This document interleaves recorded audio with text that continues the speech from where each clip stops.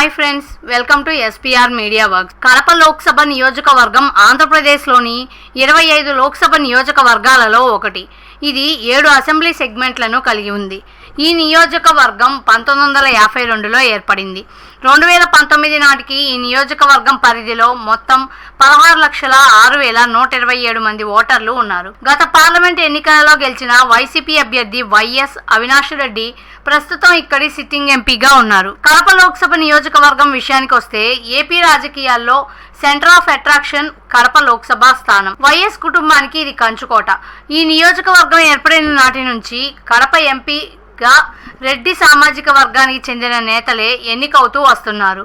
ఈ క్రమంలో గత ఎన్నికల ఫలితాలని ఒకసారి విశ్లేషిద్దాం. 2009 ఎన్నికలలో కాంగ్రెస్ అభ్యర్థి వైఎస్ జగన్మోహన్ రెడ్డి, టీడీపీ అభ్యర్థి పాలెం శ్రీకాంత్ రెడ్డి, పీఆర్పీ అభ్యర్థి డాక్టర్ ఖలీల్ బాషా, బీఎస్పీ అభ్యర్థి జంబాపురం మునిరెడ్డి మరియు బీజేపీ అభ్యర్థి వంగాల శశిభూషణ్ రెడ్డిలపై పోటీ చేసి 1,78,846 ఓట్ల మెజార్టీతో గెలుపొందారు. 2011 ఎన్నికలలో బై ఎలక్షన్స్ వచ్చాయి. ఆ ఎన్నికలలో వైసీపీ అభ్యర్థి వైఎస్ జగన్మోహన్ రెడ్డి, కాంగ్రెస్ అభ్యర్థి డిఎల్ రవీంద్రారెడ్డి, టీడీపీ అభ్యర్థి ఎంవి మైసూరారెడ్డి, ఆర్ఎస్పీ అభ్యర్థి విపి రెడ్డి, ఇండిపెండెంట్ అభ్యర్థి జేఎంఆర్ చింతాలపై పోటీ చేసి 5,45,672 ఓట్ల మెజార్టీతో గెలుపొందారు. 2014 ఎన్నికలలో వైసీపీ అభ్యర్థి వైఎస్ అవినాష్ రెడ్డి, టీడీపీ అభ్యర్థి రెడ్డెప్పగారి శ్రీనివాసరెడ్డి, కాంగ్రెస్ అభ్యర్థి అజయ్ కుమార్ వీణా, బీఎస్పీ అభ్యర్థి మలికిరెడ్డి హనుమంతరెడ్డి, జేడీయూ అభ్యర్థి ఎల్లిపాలెం రమేష్ రెడ్డి మరియు ఇండిపెండెంట్ అభ్యర్థి అతిరాల నారాయణ రెడ్డిలపై పోటీ చేసి 1,90,323 ఓట్ల మెజార్టీతో గెలుపొందారు.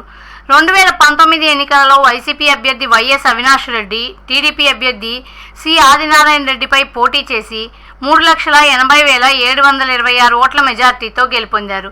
2024 ఎన్నికలలో కాంగ్రెస్ అభ్యర్థి వైఎస్ షర్మిల, వైసీపీ అభ్యర్థి వైఎస్ అవినాష్ రెడ్డి, టీడీపీ అభ్యర్థి చెడిపిరాళ్ల భూపేష్ సుబ్బరామిరెడ్డి మరియు పీఎస్పీ అభ్యర్థి కేఏ పాల్ల మధ్య పోరు జరగనుంది. ప్రజాస్వామ్యం వర్ధిల్లాలన్నా, మన జీవితాలు తలరాతలు మారాలన్నా అది కేవలం ఒక్క ఓటుతోనే సాధ్యం. మనం వేసే ఓటు మన భవిష్యత్తును, రాబోయే తరాల మనుగడను నిర్ణయిస్తుంది. అంతేకాదు మన ఓటుతోనే నవ సమాజం నిర్మితమవుతుంది, ఇంకా దేశ దిశ దశను మారుస్తుంది. ఓటు అనే 2 అక్షరాల పదం దేశ చరిత్రనే మార్చేస్తుంది. కేంద్ర ప్రభుత్వం జనవరి 25ను జాతీయ ఓటర్ల దినోత్సవంగా ప్రకటించింది. కుల, మత, ప్రాంత, లింగ, జాతి, భాష అనే భేదం లేకుండా దేశంలో నివసించే 18 సంవత్సరాలు నిండిన పౌరులు అందరికీ భారత రాజ్యాంగం ఆర్టికల్ 326 ద్వారా ఓటు హక్కును కల్పిస్తుంది. ప్రజాస్వామ్యాన్ని గౌరవించాల్సిన బాధ్యత